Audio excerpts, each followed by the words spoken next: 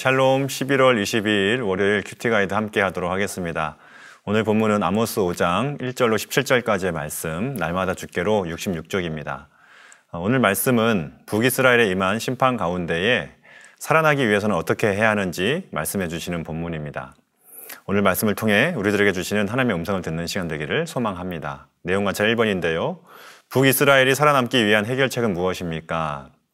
하나님께서는 임박한 심판 가운데에 찾아야 할 것과 찾지 말아야 할 것을 말씀하고 계십니다. 우리 4절과 5절 말씀을 함께 같이 한번 읽어보겠습니다. 여호와께서 이스라엘 족속에게 이와 같이 말씀하시기를 너희는 나를 찾으라 그리하면 살리라. 베델을 찾지 말며 길갈로 들어가지 말며 브엘세바로도 나아가지 말라. 길갈은 반드시 사로잡히겠고 베델은 비참하게 될 것임이라 하셨나니. 아멘. 이스라엘이 찾아야 할 대상은 바로 여호와 하나님이었습니다. 그리고 찾지 말아야 할 대상은 베델, 길갈, 브엘세바였습니다. 베델과 길갈 그리고 브엘세바는 모두 이스라엘 백성들에게는 유서 깊은 성지와도 같은 곳이었습니다. 북이스라엘 백성들은 베델과 길갈, 브엘세바와 같이 종교적으로 유서 깊은 곳에 가서 제물을 바치면서 종교적인 열심을 보였습니다. 그러나 정작 그들의 삶에는 정의로움과 공의가 없었습니다. 하나님께서는 북이스라엘 백성들을 이렇게 부르시는데요. 7절 말씀 함께 읽어보겠습니다. 정의를 쓴 쑥으로 바꾸며 공의를 땅에 던지는 자들아. 쓴 쑥이라고 하는 표현은 쓸데없이 여긴다는 표현입니다. 정의와 공의를 쓸모없는 것으로 여기면서 땅에 던져버리듯 했던 사람들이 바로 북이스라엘이라는 것이죠. 그래서 하나님께서는 이러한 북이스라엘의 죄악을 고발하고 계시는데요. 내용 관찰 3번 먼저 보겠습니다. 북이스라엘의 죄악이 어떠하다고 고발합니까? 10절부터 12절까지는 하나님께서 자세하게 북이스라엘의 죄악상에 대하여 말씀하십니다. 같이 한번 읽어보겠습니다. 무리가 성문에서 책망하는 자를 미워하며 정직히 말하는 자를 싫어하는도다. 너희가 힘 없는 자를 밟고 그에게서 미래 부당한 세를 거두었은즉 너희가 비록 다듬은 돌로 집을 건축하였으나 거기 거주하지 못할 것이요 아름다운 포도원을 갖고 왔으나 그 포도주를 마시지 못하리라. 너희의 허물이 많고 죄악의 무거움을 내가 아노라. 너희는 의인을 학대하며 뇌물을 받고 성문에서 가난한 자를 억울하게 하는 자로다. 아멘. 이스라엘의 죄악상을 그대로 밝혀 보여주고 계시죠. 이스라엘이 살아날 길은 살아계신 하나님께 나아가 자신의 모든 죄악을, 이처럼 더러운 모든 죄악들을 회개하고 돌이키는 것뿐이었습니다. 내용 관찰 2번인데요. 아모스 선지자는 하나님을 어떤 분으로 표현하였습니까? 8절 말씀에 보시게 되면 하나님 자신을 드러내고 계십니다.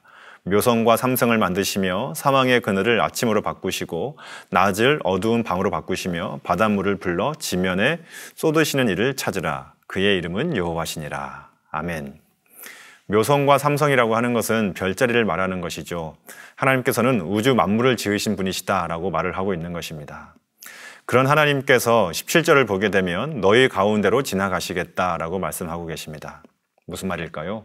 바로 우주 만물을 지으셨던 그 거룩하시고 어미하신 하나님께서 이 땅 가운데 임하신다는 것은 곧 심판을 말하고 있는 것이죠.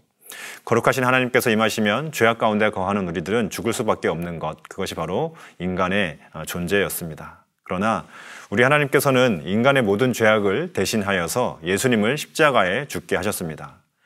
그 하나님께서 임하시는 것이 우리에게 심판이었지만 하나님께서는 예수님을 죽게 하심으로 인하여 그에게 심판을 당하게 하심으로 우리가 당할 모든 심판을 예수님께서 친히 모두 담당하신 것이죠. 그로 인해 8절 말씀처럼 사망의 그늘을 아침으로 바꾸시는 분이 되신 분이 바로 우리 하나님이십니다. 이제 우리는 그 예수님을 믿기만 하면 구원의 은혜를 누릴 수 있게 된 존재가 되었습니다.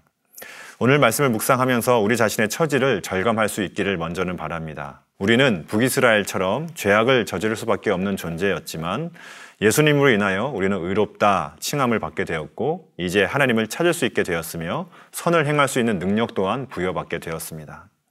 하나님께서 싫어하시는 것은 브엘세바와 길갈과 베델을 찾아다니며 온갖 예배 행위는 했지만 그의 삶에는 정의와 공의는 없었던 북이스라엘을 하나님께서는 심판하시죠.